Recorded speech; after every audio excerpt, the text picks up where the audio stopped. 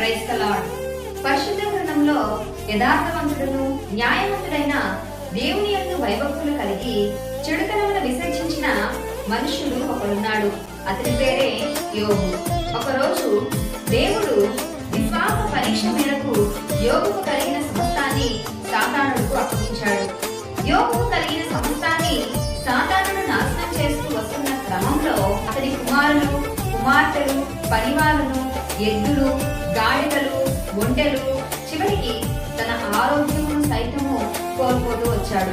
భార్య నిందిస్తుంది, స్నేహితులు నిందిస్తూ ఉన్నారు. అయితే ఈ సంగతులలో ఏ విషయమందును యోబు నోటి మాటతోనైనా పాపం చేయలేదు. వా, ఇది కదా విశ్వాసం అంటే, ఇది కదా యథార్థత అంటే.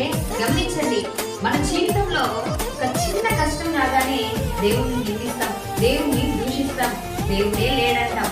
కానీ యోబు సమస్య